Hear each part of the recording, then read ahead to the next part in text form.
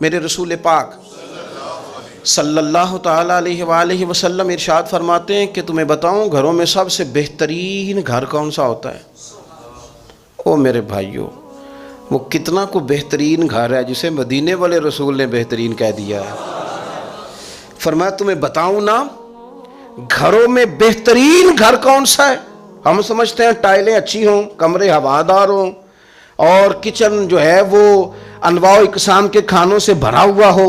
سین اچھا ہو، اور جناب ہر چیز کی سہولیات گھر میں ہو، امن ہو، سکون ہو۔ نہیں، حضور فرماتے ہیں مجھ سے پوچھو نا بہترین گھر کون سا ہے؟ تو یا رسول اللہ بتائیے، سیاستہ میں حدیث ہے، کریم رسول فرمانے لگے گھروں میں بہترین گھر وہ ہے جس میں کوئی یتیم رہتا ہو اور اس کے ساتھ سلوک اچھا کیا جاتا ہو، اچھا سلوک کیا جاتا ہو، یتیم کو رکھا جائے، پھر اس کی پوری نگرانی کی جائے، اسے پورا پیار دیا جائے، اسے پوری محبت دی جائے، یتیم رہتا ہو اور اس کا خیال بھی رکھا جاتا ہو۔ اور میرے نبی کریم صلی اللہ تعالیٰ علیہ وسلم فرمانے لگے تمہیں بتاؤں نا کہ گھروں میں بدترین گھر کون سا ہوتا ہے؟ بدترین گھر کون سا ہے؟ حضور بتائیے، فرمایا جس میں کوئی یتیم رہتا اور اس کے ساتھ سلوک نہ صحیح کیا جاتا ہو، اس کو تکلیف دی جاتی ہو، وہ کرب میں ہو، وہ تکلیف میں ہو، وہ اذیت میں ہو، رکھنے والوں نے رکھ تو لیا ہے لیکن ان کو پتہ ہی کوئی نہیں ہے کہ ان کے ساتھ ہم نے رویہ کس طرح کا رکھنا تھا۔ یہ ایک اللہ کی قدرت ہے، اس کی حکمت ہے۔ چلے جاتے ہیں بعض اوقات بڑے، میں نے جو شروع میں آیت پڑھی، اللہ فرماتے ہیں الم یجدک یتیما فآویٰ، محبوب ہم نے آپ کو یتیم پایا، پھر اپنے جوار رحمت میں وسیع جگہ دی، پھر ہم نے آپ کو غنی کر دیا، پھر ہم نے آپ کو اپنے قرب کا رستہ عطا کیا۔ اللہ نے نبی کریم علیہ السلام کو در یتیم پیدا فرمایا۔ یہ یتیموں کے تعلق سے ایک عظیم شان ان لوگوں کو دینی تھی، تو اللہ نے اپنے حبیب کو بھی در یتیم پیدا کر دیا۔ یہ ایک خاص قسم کا کرب ہوتا ہے۔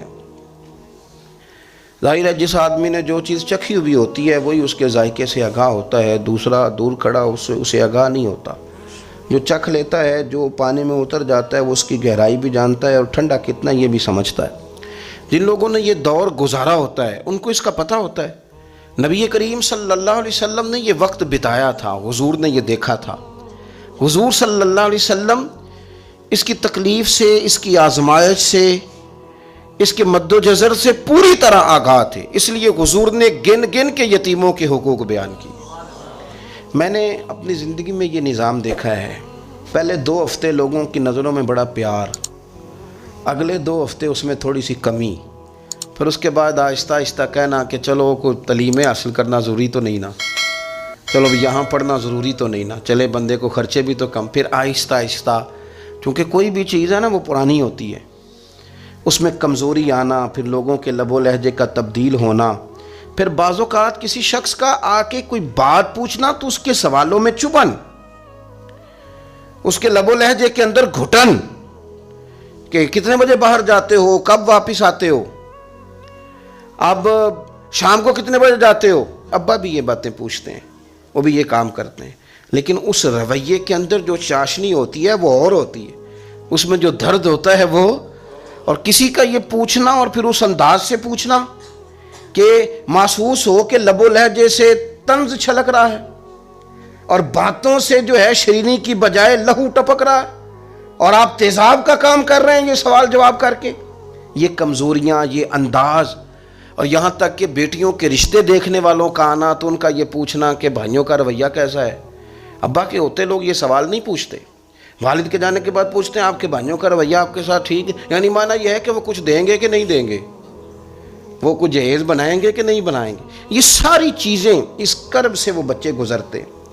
اور پھر وہ بڑے قریبی لوگوں کو بھی اپنا قریبی سمجھنا چھوڑ جاتے ہیں۔ پھر ایک وقت ایسا آتا ہے کہ وہ سمجھتے ہیں ہمیں اپنے دامن میں ہی اپنے آنسو چھپا لینے چاہیے، کسی کو نظر نہ آئے۔ وہ محسوس کرتے ہیں کہ ہمیں خود سے ہی بس سمٹ جانا چاہیے، کسی تک ہماری کوئی چیز پہنچے نہ۔ آہستہ آہستہ لوگ چیزوں کو چھپانے لگتے ہیں، اور یہ پوچھنا کہ روٹی کھائی ہے کہ نہیں کھائی، تو اس طرح پوچھنا جیسے کوئی خیرات لے کے کھڑا ہے دروازے پہ، آپ نے کھلانی ہوتی تو کھلا دی ہوتی، آپ نے گرمیوں کے کپڑے لے لیے ہیں کہ نہیں لے لیے، تو اس کا رنگ اس طرح کا ہے کہ جس طرح کسی کو اس طرح پوچھا جا رہا ہے کہ جیسے بڑا بھکاری ہے۔ یہ ساری چیزیں ہم اس انداز میں کرتے ہیں کہ وہ جو خوبصورت، میں کہہ چکا ہوں کہ پھر اگر کسی ادارے میں وہ بچے ہیں تو وہاں ان کو دکھایا جاتا ہے کہ اتنے بچے ہیں تو ہمیں فنڈ چاہیے۔ آپ اچھی نیت سے کر رہے ہوں گے صاحب، لیکن آپ اس کومپل کو بھی تو دیکھیں نا کہ اس نے کھلنا ہے، اس نے پھول بننا ہے، اس نے کس طرح چھاؤں لوگوں کو دینی ہے جب وہ خود مرجھا جائے گا۔ پھر یہ لوگوں کو، ایسے بچوں کو میں نے عام لوگوں سے نفرت کرتے دیکھا، پیچھے ہٹتے دیکھا، لوگوں کے لیے ان کے دلوں کے اندر اچھے جذبات نہ رہے۔